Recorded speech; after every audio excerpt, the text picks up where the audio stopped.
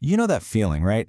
You're trying so hard to break a bad habit. Maybe it's eating healthier. Maybe it's just putting down your phone. But the struggle is just so real. You fight, you fail, you get frustrated, and it can feel totally impossible. But what if I told you there's a much simpler way? Today, we're going to dig into a really powerful technique that might just help you make that change stick for good. All right, so let's just jump right in. Why is it so incredibly hard to break a bad habit? I mean, why does willpower feel like this exhausting uphill battle that, if we're being honest with ourselves, we usually lose? Well, the answer is pretty fascinating, and it's not what you think. It's not about a lack of willpower. The truth is, you're literally fighting against one of the most evolutionarily conserved learning processes known to science. We're talking about a system that's been hardwired into our brains for survival over millions of years. It's ancient, and we're trying to beat it with our modern, logical brain. Talk about a mismatch. So yeah, this basically puts you in what feels like a completely unwinnable fight against your own brain. So let's take a closer look at this battlefield inside our heads. Okay, so this ancient process is called reward-based learning, and really, it's our brain's simple but incredibly powerful system for survival. It all boils down to this really simple three-step loop: trigger, behavior, reward. That's it. All right, so let's break down how this little three-step loop actually plays out in real life. You'll see it in everything from our most basic survival instincts to our most stubborn, annoying modern habits. Okay, so in its most basic caveman form, it looks something like this. The trigger. You see food. Your brain goes, ooh, calories, survival. The behavior is obvious. You eat the food. And the reward? It tastes good, you feel good, and your brain sends this super powerful signal that says, hey, remember what you just did and do it again. But, and this is where things get a little tricky, our clever little brains realize, hey, we can use this loop for more than just finding food. So now, the trigger can be an emotion, like feeling sad or stressed. The behavior? How about eating some chocolate? And the reward? You feel a little better. And just like that, the exact same process is now hardwired to our feelings. And of course, it's not just about chocolate, is it? This same powerful loop is what wires in habits like smoking or stress eating, or that compulsive need to check our phones every 5 seconds. Something that starts as a simple little emotional fix can literally evolve into an automatic habit that can seriously harm us. So, if we know these habits are bad for us, why can't we just, stop? And this brings us right to the heart of the problem and why our go-to strategy, good old-fashioned willpower, is pretty much guaranteed to fail. See, what we try to do is use something called cognitive control, which is just a fancy way of saying we use the newest, most evolved part of our brain, the prefrontal cortex, to think our way out of a problem. It's the part of your brain that knows, intellectually, hey, smoking is bad for you, or you really don't need that fourth cookie. But here's the fundamental mismatch, the big problem. Our new brain is all logical and smart, but the old brain, our habit center, it just runs on pure autopilot. And this is the absolute kicker. That logical new brain, it's the very first part of your brain to go offline when you get stressed. So, what do you think happens when that part of your brain just goes offline?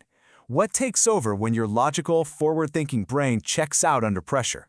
You guessed it, we fall right back into our old automatic habits. This is exactly why we're more likely to snap at our kids when we're tired or reach for junk food when we're stressed out. The part of our brain in charge of willpower has basically clocked out, and the old automatic habit brain just takes the wheel.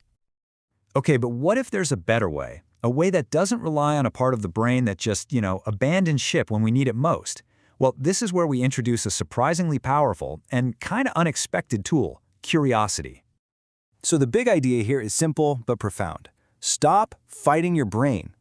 Instead, what if we could work with this natural reward-based learning process? What if we could actually hack the system with just one simple twist? So check this out. A study on mindfulness for smokers illustrates this perfectly. They didn't tell the participants to quit. They just told them, go ahead and smoke, but do one thing. Be really, really curious about what it's actually like. And one smoker had this amazing realization. They said, when I actually paid attention, it smells like stinky cheese and tastes like chemicals. Yuck. Suddenly, the reality of it was just viscerally disgusting. This process has a great name. It's called disenchantment. It's that critical moment where you go from just knowing a habit is bad in your head to actually feeling that it's bad, deep down in your bones. When you get truly curious, you see the behavior for what it really is. The magic is gone. The spell is broken. You're disenchanted. And the results? They are absolutely stunning. Get this, this mindfulness approach, just being curious, was found to be twice as effective as the gold standard therapy for quitting smoking. We're talking about the stuff like nicotine patches and counseling. Twice as good. That's a massive difference, and it all comes from just a simple shift in awareness. Okay, so how can you actually apply this to your own life? Let's build your new curiosity-driven habit loop, step by step. So here's the secret to why this works so well. Curiosity, it turns out, just feels good. It's inherently rewarding. So when you feel that craving and you respond with curiosity instead of just giving in, your brain gets this little hit of joy. You're giving it a better, more interesting offer than that old, boring, destructive habit. And what's amazing is that when you actually look closely, that huge, scary craving that feels so overwhelming, it starts to break down into smaller, totally manageable pieces. It's not this big monster anymore, it's just some body sensations. Maybe some tightness in your chest, a little restlessness, some tension, and you realize, oh, these are just sensations, and they come and go. So here it is, your new powerful loop. Step 1, notice the urge. Just notice it, without beating yourself up. Step 2, get curious. Ask yourself, what does this actually feel like in my body right now? Step 3, feel the joy of letting go. That feeling of freedom, that's your new reward. And step 4 is simple, repeat. Every single time you do this, you weaken the old habit and you build this new, better one. And you can try this literally right now. The very next time you feel that automatic pull to check your phone just because you're bored, or to mindlessly scroll through social media, or, and this is a big one, to text while driving, just for one moment, pause and get curious about that urge. What's really going on? You know, every single time you choose curiosity over compulsion, you're stepping out of that old automatic exhausting loop, and you're stepping into a much more aware, intentional way of living. So the only question left is, what habit loop are you going to step out of today?